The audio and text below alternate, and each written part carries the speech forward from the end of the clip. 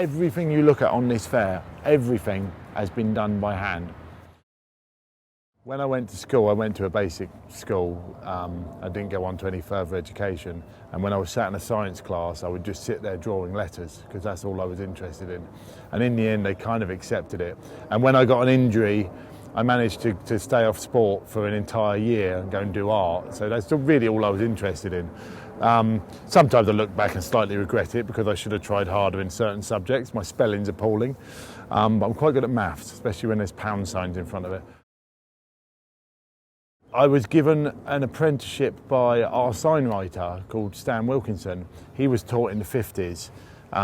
So early 90s, I would cycle to his place, which was about 9 miles away, paint signs all day. He would criticise them, wipe them off, and I'd go back again. And I did this for an entire winter. And in doing so, I would then start helping him with actual real jobs. And my dad would give me signs to paint, you know, car to steam fair direction boards. Whereas now, it'd be more efficient just to print them. My dad wasn't paying me much, and it was good practice because there was an actual point to it. And then I went from there really, and went from strength to strength, and just kept writing and writing and writing, because that's the only way you get any good at it, is by doing thousands of hours, not hundreds, thousands. Car to Steam Fair was started in 1977 by my parents. My parents were show promoters, putting on vintage rallies and antique collectors events and so on and so forth. And my mum and dad often did shows where they relied on other showmen to come and bring the equipment. So previous to that, they had no real experience in the fairground industry other than inviting people in. And my dad got a bit tired of trying to get a set of gallopers and either letting him down at the last minute, or bringing the wrong ride, or the transport was scruffy. So he thought, well, I'll just buy my own roundabout. He bought his ride in 1976, so I was just a baby. And it was very dilapidated, in a very sorry state, and he went about restoring it. Now, my dad was an avid collector, and he collected gramophones, enamel signs, Jazz 78, slot machines. But the restoration of this ride took so much, he had to sell nearly all his private collections to pay for it. But out of this ride, once we got this one travelling, came other rides, the Chairplanes, the steam yachts, the Dodgem. And now within the family, we've probably got about 30 vintage attractions, from some as large as this to small ones. And they're all restored to as near as possible their original condition. But with very functional fair, you don't keep a rotten piece of wood, you replace it like for like. It's like a 100-year-old broom that's had 10 new heads and 4 new handles. But the ethos of the fair is it's all as original as it can be, giving people an experience of how rides were long before they were born.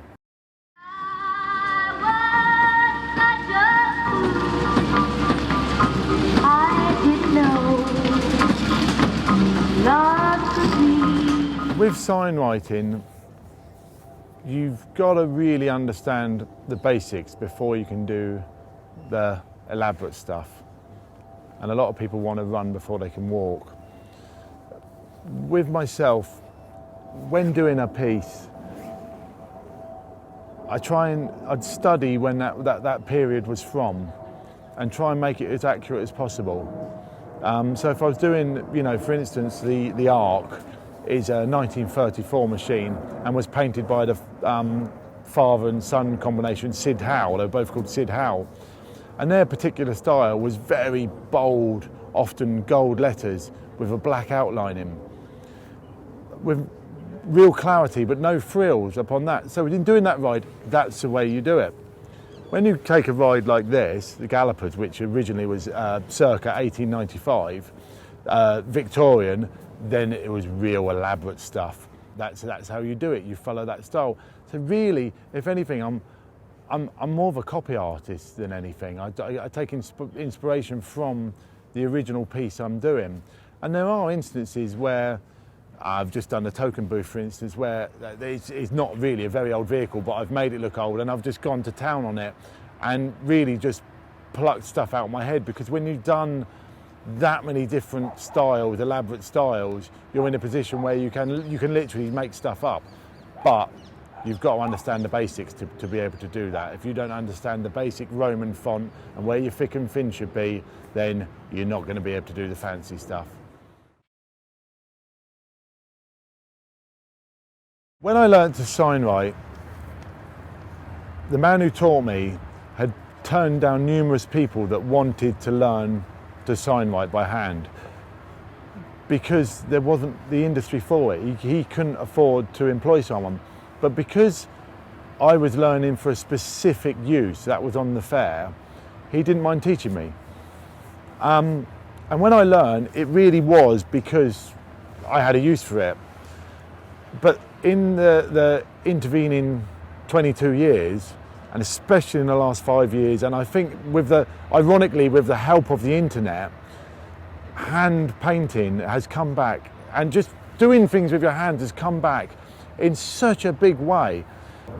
So I feel very excited and lucky to be living in a time when there's such a passion for it, and it's come back in such a way. I am unique in the sense that I'm my biggest customer, and I will work for other people, but I'm very selective. If someone just wants a sign with one colour on it, it just doesn't interest me. So but I've had jobs where, like, the English National Opera wanted some signs done for their production of Così fan tutte, and they said, well, look, you make it as elaborate as you can, and that's right up my street. So it's lovely when people come and find you for jobs like that. But being my own customer, I can afford to be as lavish as I like. Whereas just being a normal sign writer, even if you're just a traditional one, often you've got to do what the customer wants, and the customer doesn't really know what they want, and they've printed something off from a font that isn't actually a painted sign, and they miss a point, and you've got to try and adapt it to that. So I'm probably able to be a lot more free than your average sign writer, and I suppose, you know, I've got a flair because of that, and that's what people pick up on. And like I say, people have got no idea how long this stuff takes to do, and how many layers and how many processes, but they're drawn to it. And the way I get paid for my sign writing is they get on here and they give me £2.50. That's my payment. It just takes a little bit longer. I think it's incredibly important to keep this alive. You often I often can't quite understand the Middle Ages. I don't understand how the Romans were so clever and the things they achieved, and then somehow it got lost, and along came the Middle Ages, and then we got it back again. And, you know, could that happen with technology? Could iPhones cease to be, and so on and so forth? In the case of traditional hand lettering, it nearly was lost. There was literally, a handful of people, because if I say there was 100 people still doing it 10 years ago, they weren't all good. There was a handful of them to really be able to teach it and go forward. And I actually made a decision about 8 years ago that I wanted to start teaching it, because at the time there wasn't anyone in this country doing it.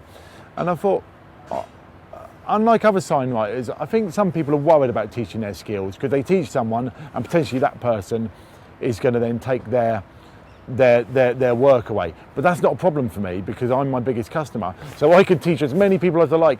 And also, when I teach people,